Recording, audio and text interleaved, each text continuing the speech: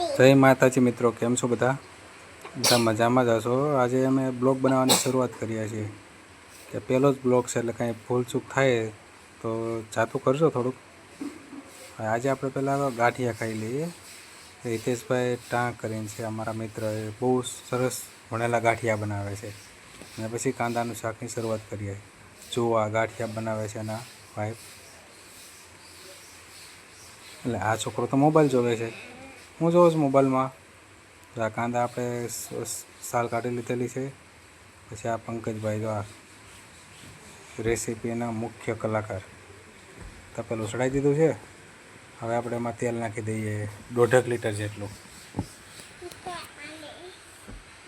તેલ ગરમ થાય પછી એક વસ્તુ તમને બતાવતા જઈએ કે કેમ કેમ બનાવવાની છે, શું શું નાખવાનું છે.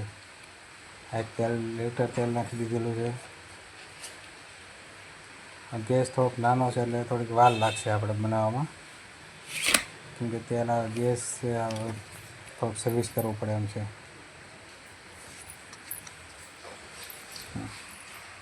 પૂરેપૂરી રેસીપી બતાવવાની છે. 1 લીટર તેલ નાખી દીધું છે. ગેસ ચાલુ કરી દીધેલો છે. હવે પહેલાં આપણે તેલ આવી ગયું એટલે આપણે કાજુ તળી લેવાના છે. પહેલાં 250 ગ્રામ જેટલા આપણે કાજુ લઈ લીધેલા છે. કાજુને તળાઈ ગયા પછી હજી તેલ નથી આવ્યું.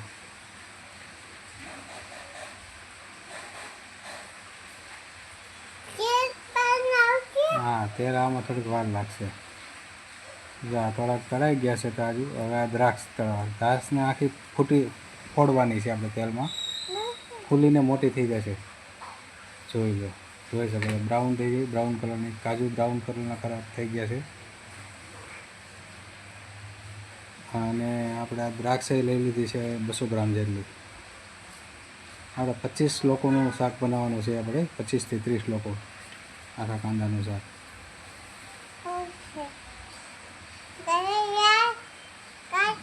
હા, તારે કાંદાનું શાક ખાવાનું છે? હા, તો જો બનાવવાનું છે. આખી દ્રાક્ષ ફૂટી ગઈ છે. પછી દ્રાક્ષ કાઢીને પછી હવે વઘાર કઈ રીતે મારી આગળ આપણે પંકજભાઈ જેમ વઘાર મારતા જેમ આપણે બતાવતા જઈએ કે શું શું મસાલા નાખે છે. આ દ્રાક્ષને કાજુ બી તળાઈ ગયા, બ્રાઉન કલરના થઈ ગયા. હવે કાંદાને તળવાના છે. કાંદાને આપણે સાલ કાઢી અને શેકા મારવાના છે અડધી સુધી. ચપ્પુથી શેકા મારી દે ને એટલે બરાબર અંદરથી પણ થઈ જાય. એ બધા અડધા કાંદા નાખી દીધા છે. થોડા નાખીએ એટલે આપણે ઉડે નહીં, તેલ ના ઉડે આપણામાંથી. આ પંકજભાઈ છે, આ રેસીપીના જોરદાર કારીગર છે. આખા કાંદાનું શાક એને પહેલાં પણ બનાવેલું છે. આ વખતે એમ થયું કે આપણે બતાવીએ કેવી રીતે બનાવે છે, જોઈએ, લોકોને બતાવીએ. હા, બધા નાખી દે છે કાંદા. પંકજભાઈને એમ થયું કે હવે નહીં આવે તો અડધા પાછા રાખ્યો તો ને દીધા. કાંઈ નહીં, હવે બીજી વારમાં વાત. જ્યાં સુધી બ્રાઉન ના થાય ને ત્યાં સુધી કાંદાને તળવાના છે. થોડુંક આપણે 200 ગ્રામ જેટલું આખું લસણ પણ લઈ લીધું છે, એ પણ સાથે તળવાનું છે આપણે. તો મિત્રો, કોઈ મરી મસાલા બીજા વધારાના એક્સ્ટ્રા એડ નથી કરવાના. આપણે જે ઘરમાં જ હોય તે જ એડ કરીએ છીએ. બીજા કોઈ મસાલાની આપણે ઉપયોગ કરતા નથી. આ જો કાંદા હવે ખાવા આવ્યા છે, લસણ પણ સાથે નાખી દીધું છે. હવે એ થોડું બ્રાઉન થઈ જાય ને, આ જો તલનો ભૂકો લઈ લીધો છે આપણે 200 ગ્રામ જેટલો. પછી આ છે સિંગનો ભૂકો. આ પેસ્ટ બનાવી લીધી છે મરચાંની અને આદુની. આ છે ગાંઠિયાનો ભૂકો કર્યો છે થોડો 150 ગ્રામ જેટલો. આ લીલું લસણ લઈ લીધું છે 150 ગ્રામ. અને આ જો પ્યુરી બનાવી લીધી આપણે ટમેટાની, એ 4 કિલોની ટમેટાની પ્યુરી છે. હવે તેલ આવી ગયું છે એટલે આપણે મરચાંની અને આદુની પેસ્ટ નાખી દઈએ. આખું લસણ પણ છે નાખી દઈએ આપણે. હવે બરાબર એને પકવવાનું છે 2 મિનિટ માટે. એ પાકી જાય પછી બધું બીજા મસાલા એડ કરીએ. આ આપણે જો સૂકા મરચાં છે, પછી લવિંગ છે, બાદિયા છે, તમાલપત્ર છે, એ બધું નાખી દઈએ. બરોબર થઈ જાય પછી આપણે બીજા મસાલા નાખી દઈએ.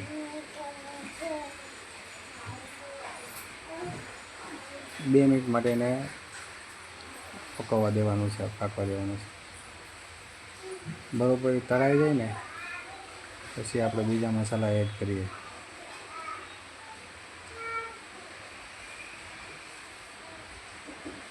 ગેસ થોડોક ધીમો છે એટલે આવું થાય છે, નકર તો ફટાફટ થઈ જાય. કેમ કે ઘરનું ગેસ છે ને તપેલું મોટું છે. પાછું આપણે 25 લોકોનું શાક બનાવીએ એમાં થોડોક મોટો ચૂલો જોઈએ, પણ આપણે નાનો લીધો. હળદર નાખી દઈએ માપ અનુસાર.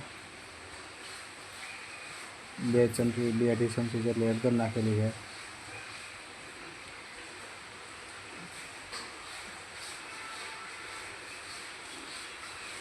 હવે આપણે આ લાલ મરચું છે, કાશ્મીરી મરચું, એટલે કલર મસ્ત પકડાશે. તો એકદમ લાલ થઈ ગયું છે, એનાથી કલર આવશે. આખો શાકનો કલર જ બદલી જાય. કાશ્મીરી આપણે મરચું નાખીને તો તીખું પણ ન થાય અને કલર પણ સરસ દેખાય. આપણે 2 પેકેટ લઈ લીધા છે, તો બીજું પેકેટ પણ નાખીએ.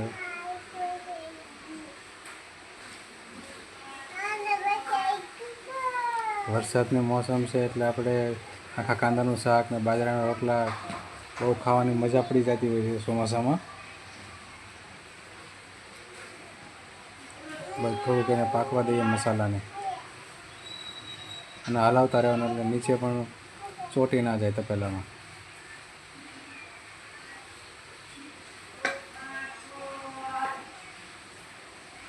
તો બરાબર કલર આવી ગયો છે એનો.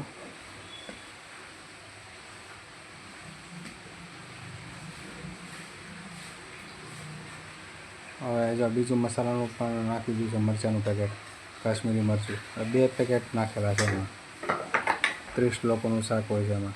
અને આપણે કાંદા એમાં લીધેલા છે 3 કિલો કાંદા છે, પછી 500 ગ્રામ લસણ છે, અને 4 કિલો ટામેટાં છે.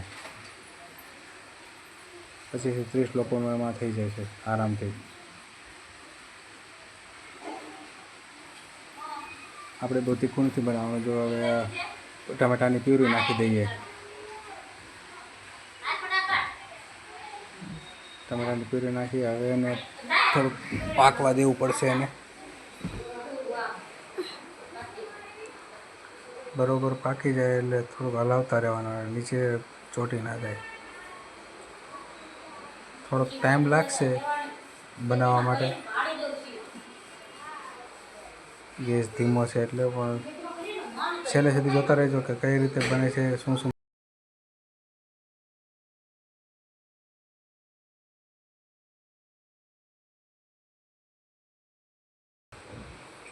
જો આ શાક ઉકળી જાય છે. હવે નવો ચૂલો લેવા છે, એ ઓલો તો બહુ ધીમો પડતો હતો. નવો ચૂલો લઈ આવ્યા છીએ આપણે. સ્વાદ પ્રમાણે હવે મીઠું નાખી દઈએ. તમે જે રીતે ખાતા હોય એ ટેસ્ટ પ્રમાણે આપણે મીઠું નાખી દેવાનું છે. પંકજભાઈ નીચે બેસીને થાકી ગયા એટલે એને ખુરશી આપેલી છે. હવે આપણે થોડોક ગોળ નાખી દઈએ સ્વાદ પ્રમાણે. એટલે આ આપણે 500 ગ્રામ ગોળ લીધો છે, એમાંથી આપણે 350 ગ્રામ જેટલો ગોળ નાખી દીધેલો છે.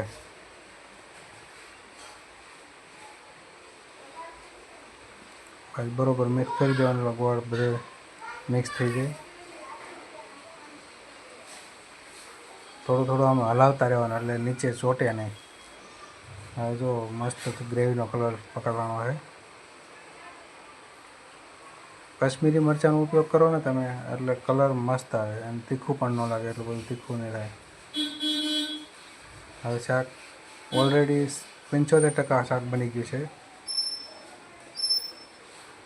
હવે આપણે કાંદા જ એડ કરવાના બાકી. કાંદા છે અને લસણ, પછી આપણે છે તલ લીધા છે આપણે, 250 ગ્રામ. એમાં આપણે 200 ગ્રામ જેટલા નાખી દઈએ તલનો ભૂકો. આપણે ગાંઠિયાનો ભૂકો નાખી દઈએ 150 ગ્રામ જેટલો. 200 ગ્રામ લીધો તો 150 ગ્રામ નાખીએ. હવે બરોબર મિક્સ કરી દેવાનું.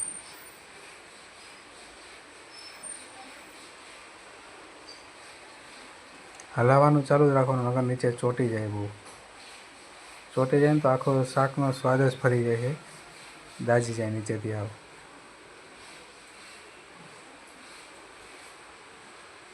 હવે આપણે થોડુંક ઉકળવા દઈએ. ગેસ ધીમો કરી નાખો.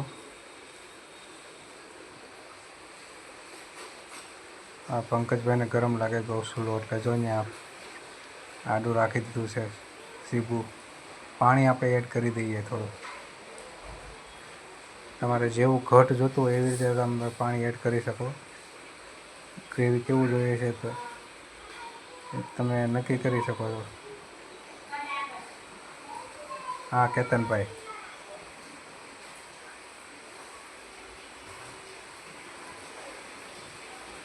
બરોબર થઈ ગયું છે. ઓકે, 90% હવે શાક ઓકે રેડી થઈ ગયું છે. હવે પાછું ઉપરથી થોડુંક તેલ નાખી દઈએ 500 ગ્રામ જેટલું. તેલ થોડુંક ઓછું પડે એવું લાગે છે, થોડુંક 500 ગ્રામ જેટલું પાછું ઉપરથી નાખી દીધું છે. હવે બરોબર ગ્રેવી થઈ ગયું છે. ઓકે, તમે એમને પણ ખાઈ શકો તો પણ મજા આવે એમને ખાવાની. પણ થોડુંક એને પાકવા દઈએ.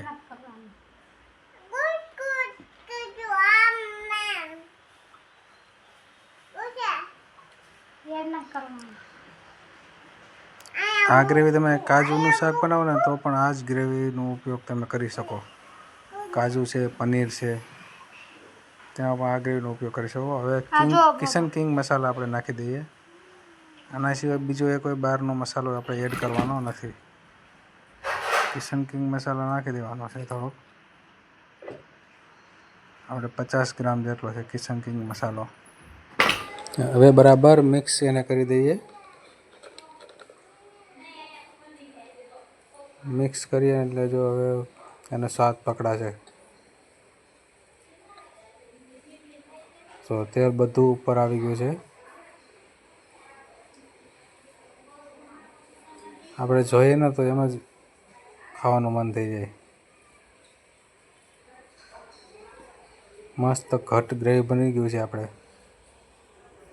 હવે આપણે ગ્રેવી બની ગયું છે. હવે આપણે કાંદા એડ કરવાના છે એમાં. તો બધા આપણે પહેલાં તળી લીધા હતા કાંદા. કાંદા એડ કરી દઈએ. કાંદા એડ કરી દેવાના છે. કાંદા એડ થઈ ગયા પછી બરોબર મિક્સ કરી દઈએ. થોડુંક એને ચડવા દઈએ. જે આપણે કાજુ અને દ્રાક્ષ કિસમિસને આપણે મિક્સ કરી દેવાના છે, એ પણ નાખી દઈએ સાથે. હવે આપણું શાક તૈયાર થઈ જ ગયું છે. કાજુ દ્રાક્ષ નાખીને બરોબર મિક્સ કરી દેવી. હા હિતેશભાઈ,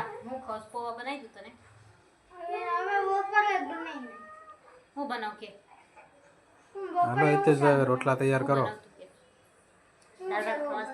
જો બની ગયું, કેવો કલર દેખાય છે. થોડુંક આપણે મીઠું થોડુંક નાખી દઈએ, 1 ચમચી જેટલું. 10 ચમચી છે ને. થોડોક કિચન કિંગ મસાલો એડ કરી દઈએ.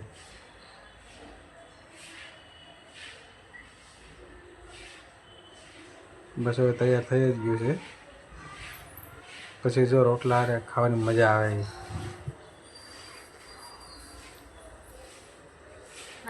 લીલા ધાણા એડ કરી દઈએ. શાક આખું તૈયાર થઈ જાય ને પછી આપણે લીલા ધાણા નાખવાના છે. લીલા ધાણા નાખીને મિક્સ કરી દેવું બરોબર. હજી આપણે આમાં કસૂરી મેથી પણ એડ કરવાની છે. ગેસ બંધ જ કરી દીધો છે. આપણે હવે કસૂરી મેથીને ધાણા ઉપરથી નાખી દઈએ ને તો પણ બરોબર મિક્સ થઈ જશે. કસૂરી મેથી આપણે 250 ગ્રામનું પેકેટ લીધું પણ એમાંથી 100 ગ્રામ જ આપણે નાખીશું. 100 ગ્રામ કસૂરી મેથી નાખીને બરોબર મિક્સ કરી દઈએ એટલે શાક આપણે બરોબર તૈયાર 100%.